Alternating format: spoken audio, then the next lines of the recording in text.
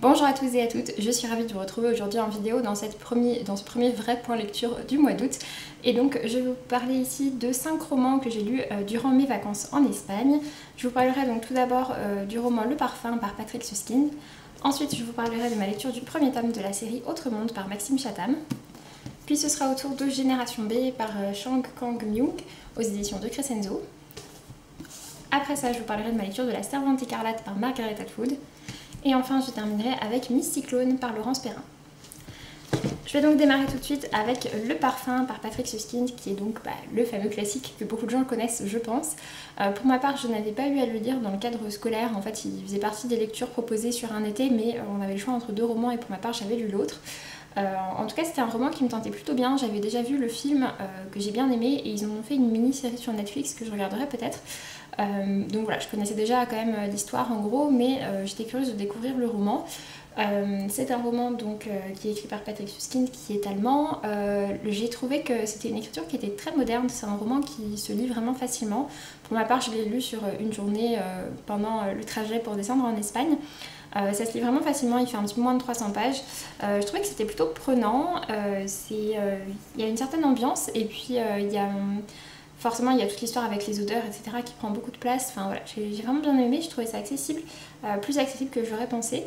Pour ceux qui ne connaissent pas, du côté de l'histoire, on suit l'histoire de Jean-Baptiste Grenouille qui grandit à Paris, qui est né au milieu des ordures. Sa mère accouche de lui et puis l'abandonne là en se disant que de toute façon il va mourir au XVIIIe siècle. Et donc en fait, ce garçon Jean-Baptiste Grenouille va développer un très grand sens du nez et de l'odorat et du coup il va se faire embaucher ensuite par un parfumier, etc. Il y a toute une histoire et il va dans sa quête de la meilleure odeur se mettre à tuer des personnes, des femmes plus exactement. Donc voilà pour ce qui est de l'histoire. Donc ouais, j'ai vraiment bien aimé, je trouvais que ça se lisait bien, c'était plutôt une bonne surprise de ce côté là et je vous recommande la lecture si ça vous tente, si vous avez envie de lire un classique mais qui pour autant qui soit quand même relativement moderne en tout cas dans son écriture. Je vous recommande. Donc voilà. Après, j'ai donc lu Autre Monde par Maxime Chatham, le premier tome, L'Alliance des Trois aux éditions Albin Michel. J'avais gagné en fait la série complète dédicacée en grand format sur un concours de Noël qui était proposé par Nin.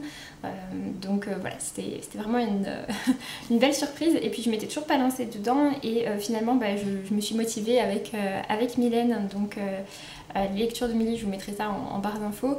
Et du coup, on a fait une lecture commune sur ce premier tome et a priori, on va également lire en lecture commune le second tome à la fin du mois parce qu'on a vraiment toutes les deux vraiment bien accroché.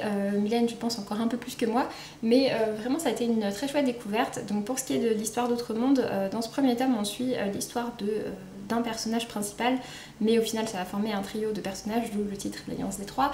Notre personnage principal que l'on suit, il s'appelle Matt, il a 13 ans je dirais, à peu près 13-14 ans, et en fait il vit à New York, dans la ville, etc. Il a une vie normale, sauf qu'au bout d'un moment il va y avoir une sorte de tempête qui va se déclencher, il va y avoir des éclairs, et bien en fait ces éclairs vont tuer tous les adultes. Et du coup, il se retrouve dans un monde dans lequel il n'y a plus d'adultes, où les seuls qui restent sont devenus très bizarres.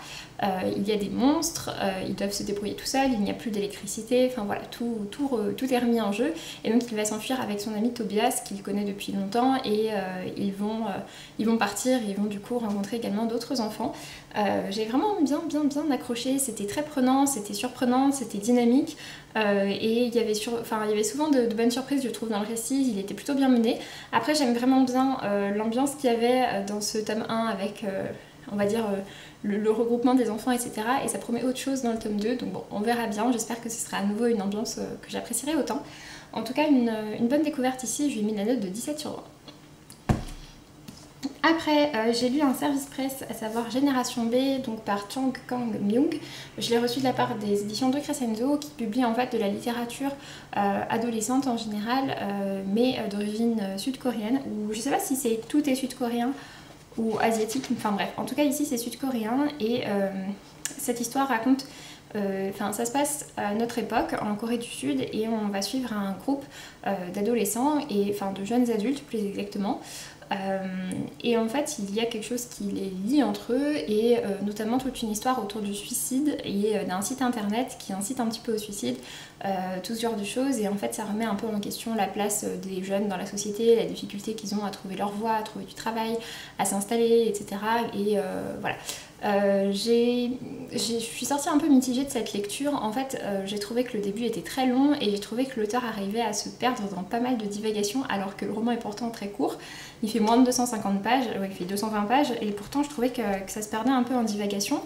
Par contre, la seconde moitié en fait était vraiment beaucoup plus prenante et pour le coup m'a davantage plu. En plus on commence un peu plus à reconnecter tous les trucs parce qu'au début en fait on entend parler de plein de choses différentes qui sont pas du tout reliées. Donc c'était un peu compliqué je trouvais le temps que tout ça se mette en place. Une fois que tout se connecte, ça se lit beaucoup plus facilement je trouve. Et il y a vraiment des trucs intéressants, voilà, comme je disais, sur les réflexions, sur la place des jeunes, l'impact aussi d'internet, etc., des personnes qui manipulent les autres aussi. Voilà, donc j'ai vraiment bien aimé certains aspects et il y en a d'autres que j'ai moins aimé. Après j'ai également un peu de mal avec les personnages féminins, il y en a assez peu et les personnages féminins n'ont pas vraiment la bonne part dans ce récit. Ils sont tous un peu soit manipulateurs, soit à moitié barges, donc voilà, j'ai eu un petit peu de mal avec ça aussi. Donc ouais, j'ai mis la note de 15 sur 20, ça n'a pas été une mauvaise lecture, je trouvais qu'il y avait des choses intéressantes, mais c'est vrai qu'il y a quand même des points qui m'ont dérangé. Après j'ai donc lu La Servante écarlate par Margaret Atwood. Je n'avais jamais lu ce roman, je souhaitais le découvrir depuis longtemps. Je l'avais dans une première édition dans ma pile à lire et puis j'avais trouvé cette édition collector sur un vide-grenier et du coup voilà, j'avais remplacé mon édition plus classique par celle-ci que je trouve plus jolie.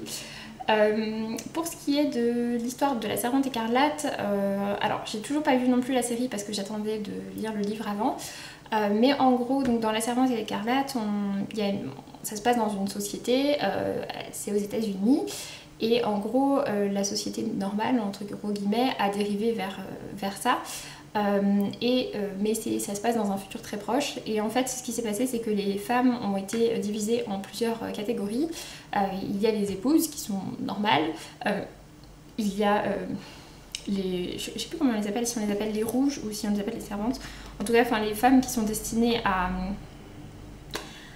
la reproduction en fait, qui sont les seules femmes encore fertiles. Il y a les femmes qui sont destinées à être juste des servantes. Enfin voilà, il y a différentes classes qui ont été mises en place et nous on suit le rôle donc d'une femme qui est donc là pour faire des enfants à un maître. Pour un couple et on va suivre un petit peu ses réflexions. Elle commence on sent déjà qu'avant elle se pose des questions, mais elle se pose encore plus de questions sur cette société-là à ce moment-là. J'ai vraiment beaucoup accroché. C'est un récit qui est sorti quand même il y a quelques années maintenant et que j'ai trouvé vraiment super prenant et vraiment j'ai adoré. Je pense que si vous aimez un peu tout ce qui est dystopie, il n'y a pas de raison que vous n'aimiez pas celle-ci. Elle est vraiment facile à suivre, un peu comme avec Le Parfum en fait. Je m'attendais à ce que ce soit plus je sais pas, à ce qu'il y ait moins le côté moderne en fait dans l'écriture en tout cas et dans les réflexions également qui sont faites. En tout cas voilà, j'ai beaucoup aimé. Il y a effectivement une suite à La Servante écarlate qui va sortir cet automne, j'ai plus la date exacte en tête, mais en tout cas cet automne, et je dois dire que je suis curieuse de voir ça, je suis également curieuse de découvrir la série. Donc ouais, vraiment j'ai beaucoup aimé cette lecture. Il y a juste un petit bémol sur la fin qui est pas tout à fait celle que j'attendais. J'aurais aimé une fin un peu plus poignante, qui marque un peu plus ses esprits que celle qu'il y avait ici, même si elle était bien. Et il y a une sorte d'épilogue après qui est un petit peu particulier et que j'ai eu un peu de mal à plus connecter en fait avec l'histoire. Donc voilà, juste un petit bémol sur la fin, sinon j'ai vraiment beaucoup aimé cette lecture. Je lui ai mis la note de 17 sur 20, ça se lit très bien. Il fait à peu près 500 pages avec l'espèce d'épilogue. Donc voilà, du coup vraiment, ça se lit vraiment bien, j'ai beaucoup apprécié, je vous recommande la lecture. Et du coup pour terminer, une autre bonne lecture avec donc Miss Cyclone par Laurence Perrin aux éditions Pocket. J'ai lu du coup de Laurence Perrin les 3 derniers romans, à savoir Miss Cyclone, L'aile des Vierges et Ma Chérie. L'aile des Vierges reste mon préféré parce que voilà, c'est une ambiance particulière, etc. que j'ai particulièrement aimé. Mais c'est vrai que j'ai beaucoup aimé également Miss Cyclone. En fait dans Miss Cyclone ça démarre, alors très exactement... L'histoire démarre en 1980, le 8 décembre 1980. On suit en fait un duo de meilleures amies qui ont grandi ensemble, qui vivent ensemble même si elles sont issues de milieux très différents. D'un côté on a June. June c'est une adolescente qui est née de parents très riches, qui sont immigrés hollandais, si je dis pas de bêtises, enfin bref, voilà, elle est dans une famille très riche, très aisée, et de l'autre côté on a Angela qui est la fille d'une femme immigrée, ou en tout cas d'origine italienne, qui vit seule avec sa mère et dans un quartier plutôt HLM, enfin l'équivalent d'un HLM. Donc voilà, clairement c'est pas le même milieu, mais elles sont les meilleures amies du monde. Elles ont 16 ans au début du récit, et en fait on va les suivre jusqu'à après 2011 en tout cas, c'est sûr.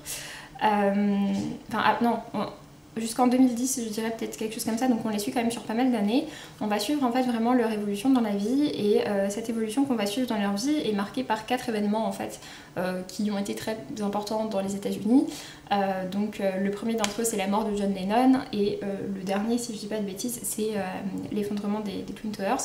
Donc voilà, du coup on va les suivre en fait, on va suivre leur évolution, et plus particulièrement autour de 4 périodes donc marquées par un fait historique aux États-Unis. J'ai bien aimé cette idée de construction, j'ai vraiment bien aimé comme on voit comment les personnages évoluent, les personnages qui gravitent autour, et puis voilà, ils ont vraiment une évolution au fur et à mesure des années. J'ai trouvé ça vraiment chouette. J'ai bien aimé l'ambiance, cette ambiance qu'il y a dans le récit, où effectivement ils sont à Coney Island. Voilà, Laurence Perrin aime beaucoup les États-Unis, et ils sont toujours présents dans ses romans. Mais c'est vrai que j'ai vraiment bien aimé ici, j'ai trouvé ça très chouette. Les personnages partent dans des directions très très différentes les unes des autres, que j'ai également aimé. Il y a une bonne diversité qui est proposée. Donc voilà, j'ai mis la note de 17 sur 20, et du coup j'ai pas encore lu donc les 2 premiers romans de Laurence Perrin, mais pourquoi pas les découvrir aussi, vu que j'ai plutôt bien aimé, enfin je les ai tous aimés, tous les autres. Ma chérie c'est celui peut-être que j'ai un peu moins aimé que les autres, mais enfin sinon voilà, je les ai tous aimés, donc vraiment je vous recommande la découverte de Miss Cyclone et des récits de Laurence Perrin de manière plus générale. En tout cas pour ma part j'ai mis donc la note de 17 sur 20. Comme vous avez pu le voir, c'est donc plutôt une bonne fournée de lecture, et ce sera également le cas dans les prochains points lecture, puisque voilà, cet été c'est vrai que j'ai fait quand même globalement de très belles découvertes, et j'espère que ça va continuer. Sur ce, donc pour ma part je vous laisse, et je vous dis à très bientôt pour une prochaine vidéo. Salut!